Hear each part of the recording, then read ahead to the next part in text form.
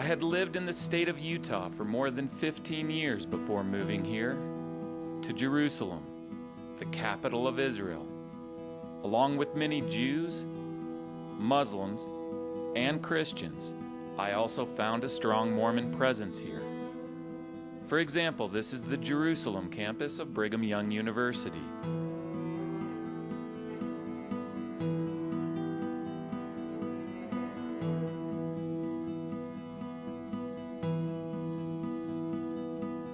This is Greg Gifford.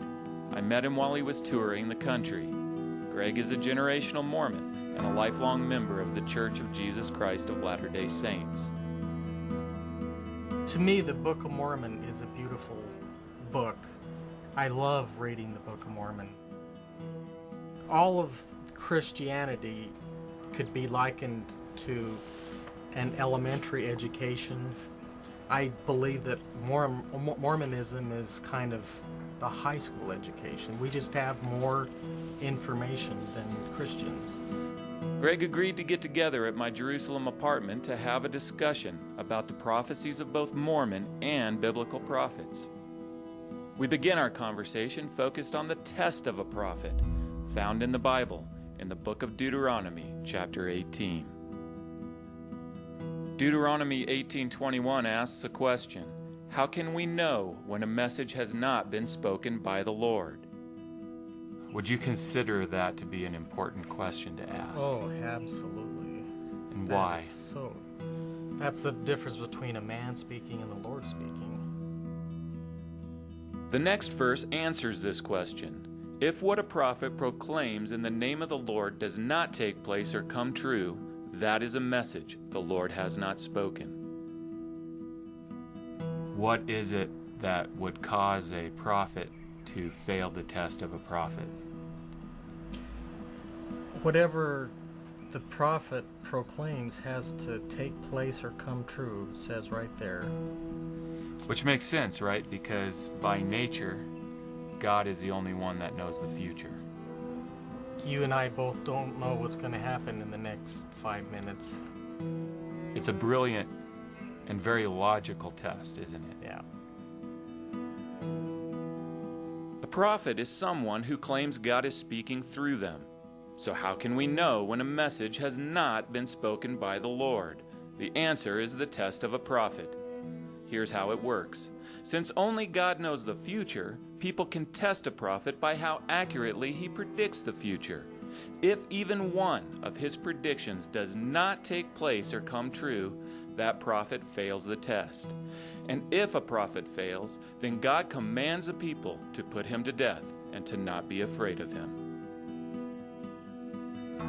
The introduction page to the Book of Mormon reads, "The book was written by many ancient prophets, by the spirit of prophecy and revelation."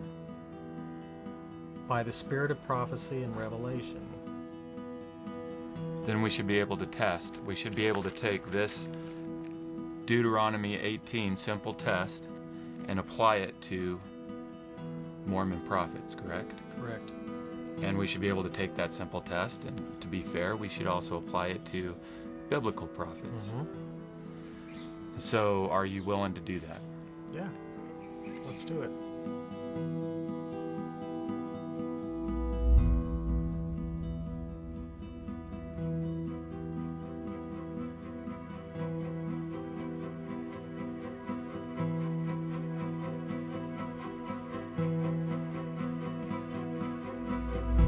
The first prophet we will test is the Book of Mormon prophet Nephi. One of his prophecies is summarized by the Mormon Church under the chapter heading of 1 Nephi chapter 13. Here Nephi is predicting the loss of many plain and precious parts of the Bible, causing a need for the restoration of the gospel, the coming forth of latter-day Scripture. So you would agree then that Christianity is based on the Old and the New Testament alone as Scripture, and then Mormonism is saying, well, no, there's a problem with the Bible. It's been corrupted. This is the restoration of that corruption. And so these books you need to take into account into addition to the Bible. Yes. So this is what you would trust in as a Bible. Would it be like this? Would it be the Bible first and then Mormon scripture? Well, it's been corrupted, so it's got to be this way. It's got to be that way, okay. Yeah. In the Book of Mormon, the prophet Nephi also states, "Thou fool that shall say a Bible, we have got a Bible, and we need no more Bible." So do you think that as a Christian, I'm a fool for believing in the Bible alone? I do. Really? The notes at the bottom of the page claim that this prophecy was given between 600 and 592 BC. At this time, the Mormon prophet Nephi prophesied that after the 12 apostles of the Lamb would come the formation of that great and abominable church. For behold, they have taken away from the gospel of the Lamb many parts which are plain and most precious. So around 600 BC, Nephi prophesied that after the 12 apostles of Jesus, the abominable church, which refers to the early Christian church, would corrupt the Bible. So let me make sure that I get this absolutely straight. Here's the Bible that I use as a Christian. What chapter 13 is saying is that plain and precious portions went missing from my Bible. That's basically what our whole religion is based on, is that there's a lot of plain and precious truths that have been removed from the Bible.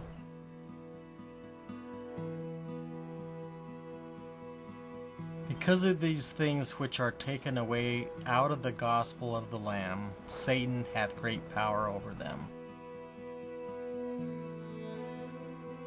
And that great pit which hath been digged for them by that great and abominable church, which was founded by the devil and his children, that he might lead away the souls of men down to hell.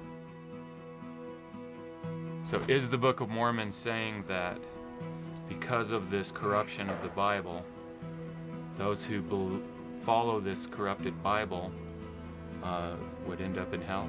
Yes. So to test Nephi's prophecy, I talked to Greek linguist Dr. Christoph Rico because he is an expert on the reliability of the Bible. Nephi is, according to Mormonism, is a prophet. And he is prophesying, if you look at the notes here, between 600 and 592 BC. So this is a prediction of the distant future. Well, the first thing is I won't find any scholar who would take seriously this statement that this prophet is from the years 600 and 592 before Christ. The first question I would ask, or the first demand I would ask, is that they produce a single manuscript of this prophet. I mean, there is nothing. There is not a single manuscript, either from antiquity or even from the Middle Ages, that they could produce. So this is a text that has been written in modern times. I mean, there's nothing more that can be said about it. Are there any ancient copies of the Book of Mormon that would predate the time of Joseph Smith? No. Not here on Earth, anyway. But what happened was the gold plates were given to Joseph Smith. He copied them, he translated from them, and then the gold plates were taken back into heaven. Okay. You know, tomorrow I can come and I say, look, I have had a revelation from heaven, and this is the holy book, and all the other stuff is nonsense. I can do that. So the only guarantor of it is me. What does it mean? It doesn't mean anything. So there are no ancient manuscripts to back up the prophecy of Nephi about the loss of many plain and precious parts of the Bible. In my conversation with Greg, he explained to me what the Mormon Church had taught him about how this corruption of the Bible occurred. Well, it's always been my understanding that there has been one manuscript, and as it faded over time, then monks would recopy it over and over and over again. As the manuscript would fade, then they'd create a new one with new ink. And if they didn't like the way something read,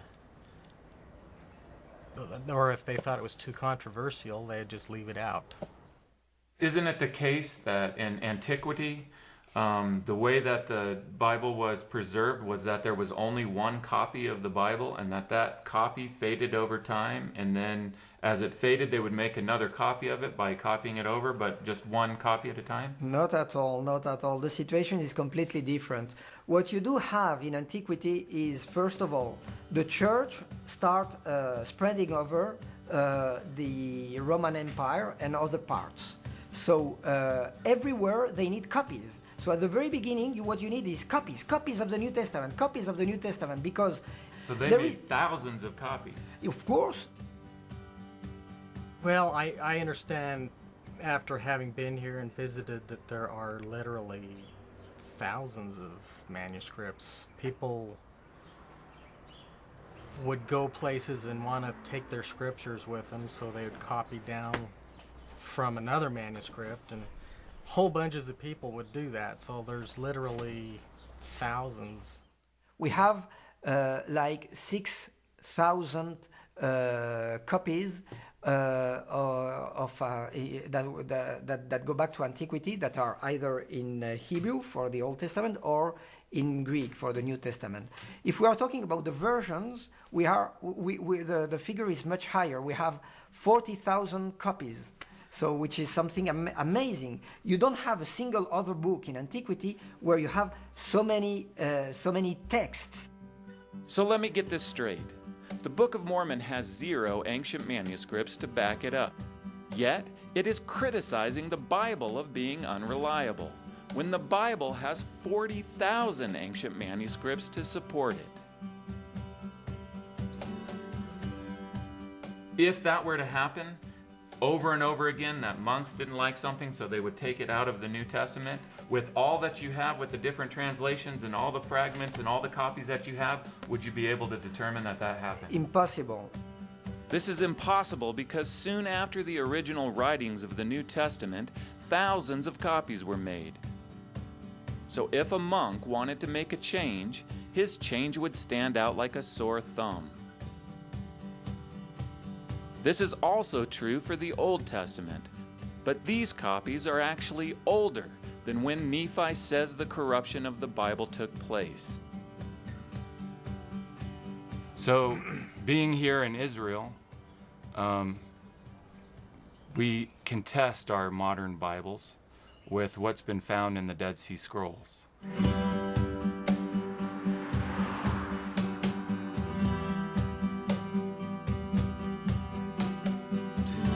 I met up with Dead Sea Scroll expert Dr. Randall Price, who is excavating at Qumran, where the Dead Sea Scrolls were discovered.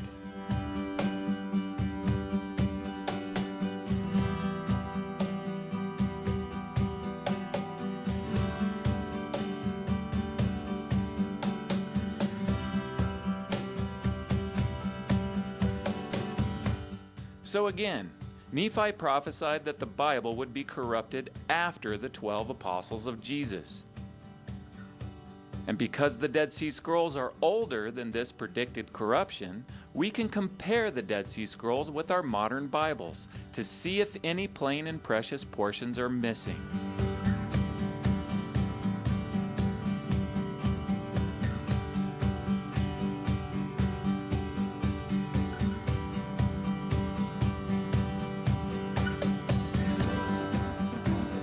This is Cave 1. This is where the first discovery of the Dead Sea Scrolls was made. So the plain and precious things were missing, this is saying, after the 12 apostles and after the scriptures went to the Gentiles. What does the Dead Sea Scrolls say about that? Because that would predate that. Yeah, obviously this is before Jesus' birth, before the birth of the church. They were hidden away, not discovered for 2,000 years after. So it gives us a chance to look at a history before any of this became controversy or any possible changes could have been introduced. And it tells us that the texts remain unchanged. There's nothing different between it and the translation from which our modern Bibles come. So there's nothing missing. Are these plain and precious portions missing from the New Testament? Look, when we are talking about the New Testament, we are talking about the best ever well-known book of antiquity. And the difference between what we know about the New Testament and any other book from antiquity is amazing.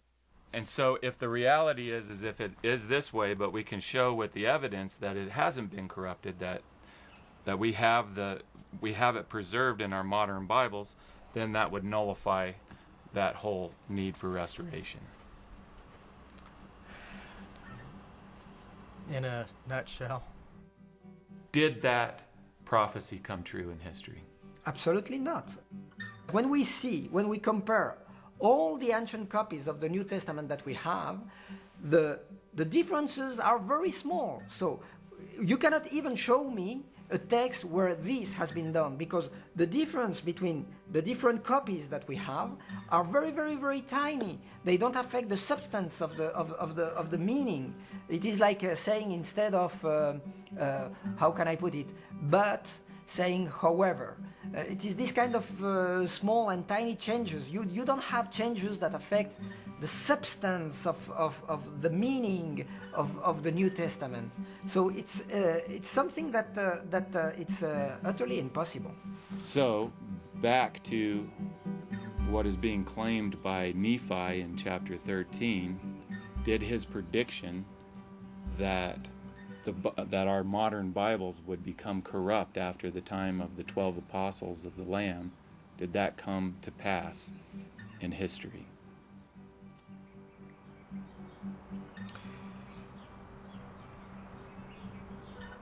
I believe that, well, from what I've been taught as a youngster, yes, it has occurred. And what does the evidence that you find here, going and looking at these ancient copies of the Bible, tell you in regards to that? That it has not. They're all the same. Then what would the logical conclusion be? Well, it just shows Nephi was wrong when he made that statement. Since Nephi's prediction that the Bible would be corrupted did not take place in history, he fails the test of a prophet. We can also test the prophets in the Bible. The central theme of the prophecies made by the Old Testament prophets is in the coming of a person, known as the Messiah, someone who would come to save and eventually rule the world. The writers of the New Testament believed that Jesus Christ was this Messiah. In the New Testament, the title Christ has the same meaning as the Old Testament title Messiah. The first biblical prophet we will test is Micah. Around 700 BC, Micah prophesied that the Messiah would be born in Bethlehem. But you, Bethlehem Ephrathah, though you are small among the clans of Judah, out of you will come for me one who will be ruler over Israel, whose origins are from of old, from ancient times. Amazingly, a fragment containing Micah's prophecy was discovered among the Dead Sea Scrolls.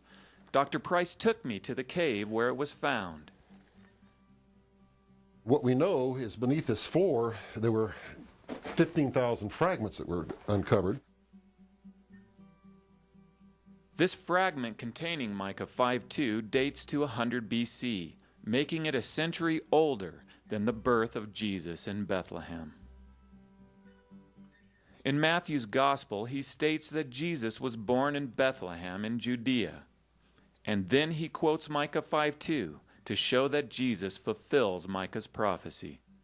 So there is a link between the prophecy of Micah and then in the New Testament it is said that he was born in Bethlehem and that he fulfills that prophecy.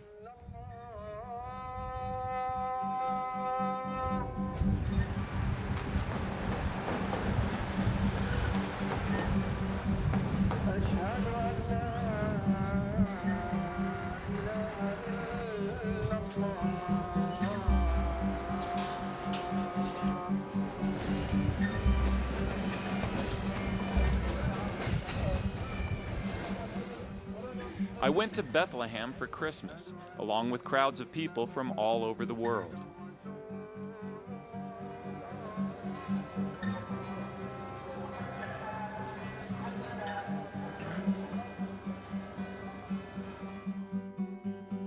This is the Church of the Nativity. It's built over the traditional place of Jesus' birth, a site that pilgrims have been visiting for almost 2,000 years.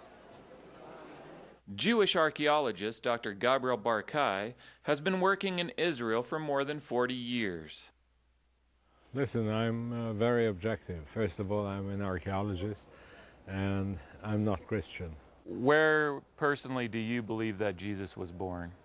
Under the Church of Nativity in Bethlehem, there are some caves. And those cavities were in use in the first century beyond any doubt.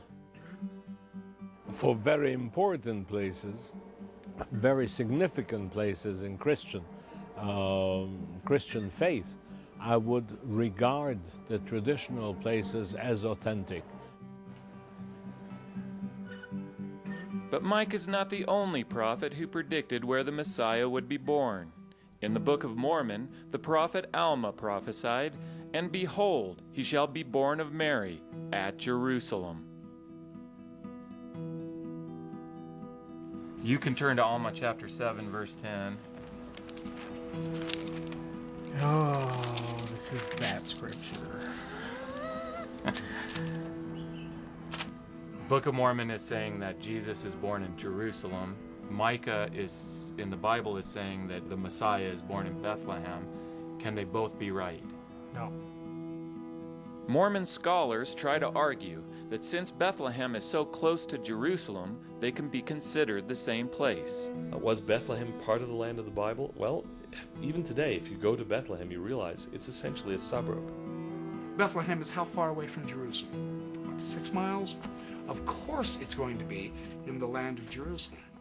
Is this for sure a mistake? Because Mormon scholars say, well, Bethlehem is close to Jerusalem, so they can be the same. But the historical geographers, in fact, I interviewed a historical geographer, and I didn't tell him what the issue was. I just started trying to convince him that Bethlehem and Jerusalem are so close to each other that they could be considered the same thing.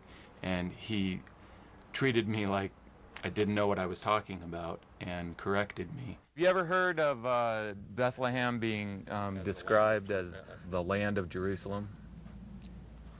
It's not the land of Jerusalem. Bethlehem is a city 6 miles south of Jerusalem. Is there any way that you could say that Bethlehem is so close to Jerusalem that you could just call it Jerusalem? No. And there's cities in between Bethlehem and Jerusalem. Because Jesus was born in Jerusalem, right? No, Jesus was born in Bethlehem. So, historically, have you been to Bethlehem? Which one do you think is right historically? Historically, it's Bethlehem. This causes me great angst. I'd like to say that Alma is a human, that he makes mistakes, but Deuteronomy says that in that context, you cannot make mistakes. So it's hard for me to declare that Alma, well, he obviously made a mistake. So is there any other way to look at that but that's a mistake? No. So do you think there's any other way to look at this but that this is a mistake?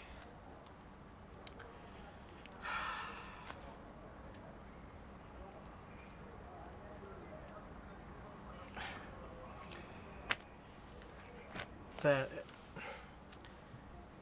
it's just a mistake. I don't know what else to say about it. It's, how could you make this mistake? It's But think about it back in our test for a prophet. Is God trying to trick us, or does he want us to be protected? He wants us to be protected. So he gives us a simple test, right? Not a complex one. That's right. And isn't it something that we should test? And if it fails, isn't it for our protection? It is for our protection.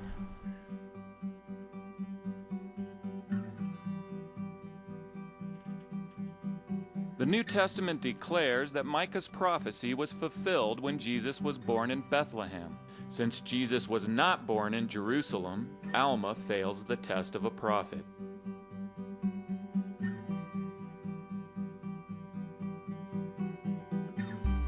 Next, Greg and I tested the biblical prophet Isaiah. Around 700 BC, the Old Testament prophet Isaiah made several prophecies about the coming Messiah. One of the most significant was the prediction that the Messiah would come from the ancestry of King David.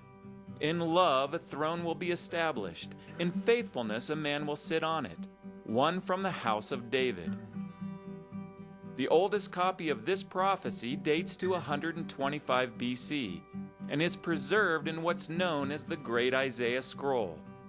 It was time for Greg and I to make the climb up to cave number 1, where the Great Isaiah Scroll was discovered.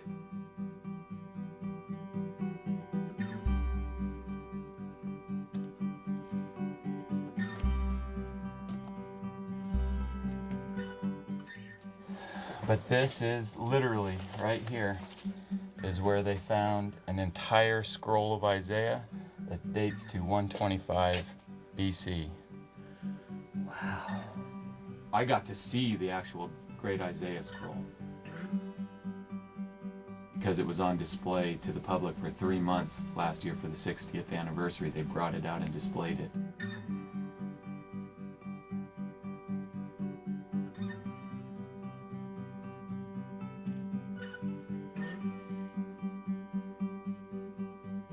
A discovery like this is, do you have anything like this in Mormonism for the Book of Mormon or any Mormon scripture?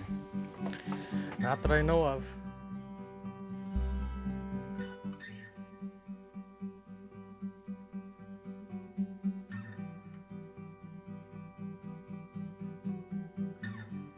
Isaiah says that the Messiah will come from the house of David. Do we know that the house of David is real? So the house of David, which is first mentioned in the Bible, but is also mentioned extra-biblical sources, such as the Tel Dan inscription. This is one of 2 inscriptions that have been found dating to the 9th century BC that specifically mention the historical house of David. The house of David is the family out of which the Messiah is supposed to come. So we have 2 ancient inscriptions that mention the house of David specifically? Yes, both of them 9th century BC. And then was Jesus from the house of David? That is the tradition which we have in the New Testament.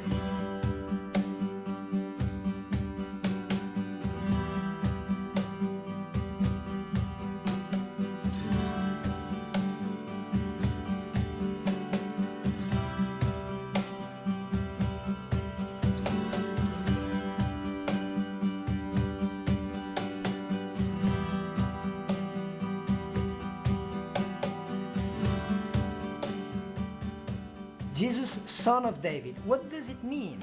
He's giving to Jesus a messianic title, son of David. There is also additional evidence outside of the Bible that Jesus is from the ancestry of King David. Eusebius, an ancient source, reports what happened to the descendants of Jesus' brother Jude at the end of the 1st century AD. The descendants of Jude were related to Christ himself, and they were brought to the emperor, and he asked them if they were descendants of David, and they confessed that they were. This fact is very telling for us because it shows that the family of Jesus was the family of the heirs of King David. So Jesus was the heir of King David. So when at the cross you have a title which is nailed under the cross or upon the cross, we don't know, where it was written, Jesus from Nazareth, King of the Jews, this has a very serious meaning. He is the son of David. So there is both biblical and extra-biblical evidence that Jesus fulfills Isaiah's prophecy that the Messiah would come from the house of David. Then Greg and I went from a prophecy about King David to a prophecy that King David himself gave. King David's prophecies about the coming Messiah are in the book of Psalms, including one that predicts details about the Messiah's death. They have pierced my hands and my feet. A fragment containing this prophecy was found among the Dead Sea Scrolls. We have found a fragment of that psalm beside the Dead Sea that reads or translates, "They have pierced my hands and my feet." An obvious form of execution that pierced the hands and feet of the victim was Roman crucifixion. There is strong evidence that the Romans crucified their prisoners by nailing them, hands and feet, to crosses. Do we have any archaeological evidence that people were crucified by being nailed to crosses? Yes, there was found a bone box, an ossuary, and inside it there were found the bones of one individual. He ended his life upon the cross. His heel bones were found with the nails still inside them. It proves beyond any doubt the practice of crucifixion. There's also literary evidence outside of the Bible that people were nailed to crosses. The first-century historian Josephus wrote as an eyewitness that the Roman soldiers amused themselves by nailing their prisoners in different postures, and so great was their number that space could not be found for the crosses, nor crosses for the bodies. Incredibly, Josephus also wrote about the crucifixion of Jesus. Now there was about this time Jesus, and Pilate had condemned him to the cross.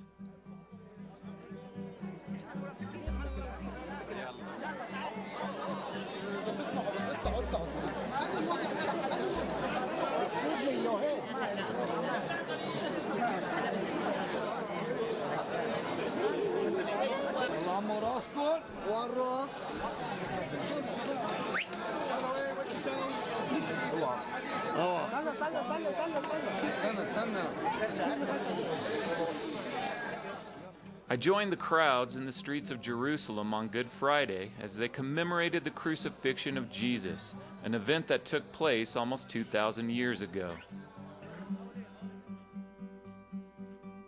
In the New Testament, the eyewitnesses to Jesus' crucifixion wrote about the nail marks in his hands.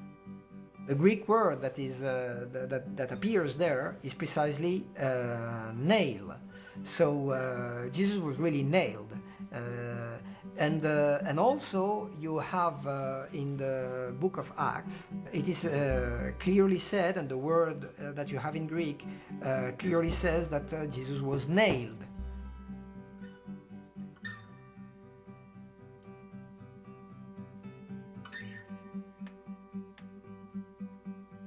So you see, Jesus was nailed to the cross, and this fulfills that prophecy of Psalm 22, where it is said that they have pierced my hands and my feet.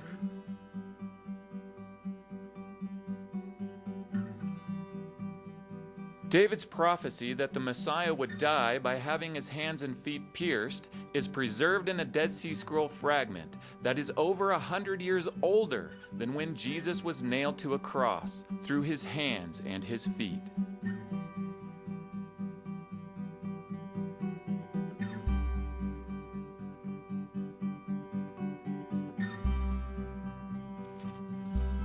Next, Greg and I tested the biblical prophet Daniel. The Old Testament prophets not only give us detailed information about how the Messiah would die, but the prophet Daniel even predicts when. Daniel predicted that the Messiah will be cut off and have nothing, and the people of the prince who is to come will destroy the city and the sanctuary. Cut off is an Old Testament term meaning killed. The city referred to here is Jerusalem, and its sanctuary is the temple. So in about 538 BC, Daniel predicted a significant sequence of events. He predicted first that the Messiah would be killed, and then the temple in Jerusalem destroyed. We know in history that from Daniel until today, the only time that the temple was destroyed was in 70 AD. So in order for Daniel's prophecy to be fulfilled, the Messiah would have to be killed before 70 AD. This is precisely when Jesus was crucified. After Jesus was crucified, is it true that Jerusalem and the temple were destroyed? Crucifixion took place in Jerusalem around the year 33 of the Common Era. In the year 70 of the Common Era, the temple got burned down by the soldiers of Titus. Titus and his army, his engineering forces, intentionally ruined the entire city of Jerusalem, as well as the focal point of Jerusalem, that's the Temple Mount. There's no question, right, that the writings of Daniel, including that particular prophecy, predate the 70 AD destruction? That's for sure. That's for sure. So the city of Jerusalem and the temple will be destroyed after the Messiah is cut off. And that's what happened. So just as Daniel predicted, Jesus was killed just before the temple and Jerusalem were destroyed. After his death, Jesus was taken down from the cross and laid in a tomb like this one.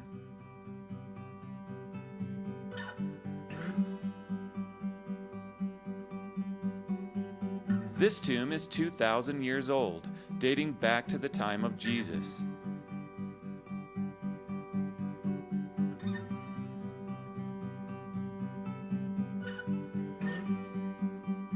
Today, the tomb of Jesus is protected beneath this massive construction. Well, buried beneath this mass of construction here is the tomb of Jesus.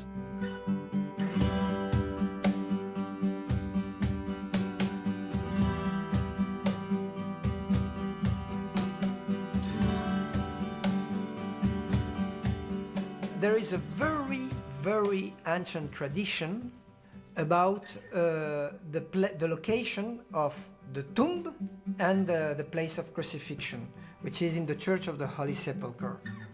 This is Dr. Shimon Gibson. He is a secular archaeologist who has personally excavated here in the Church of the Holy Sepulchre.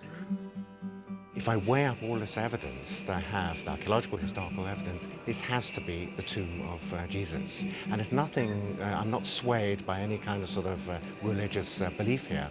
It's based on archaeological historical evidence. This has to be the tomb of Jesus.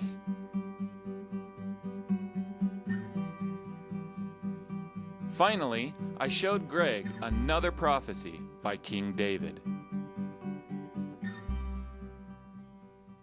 David not only prophesied about how the Messiah would die, but he goes on to predict that he would not stay in the grave, but would again know the path of life.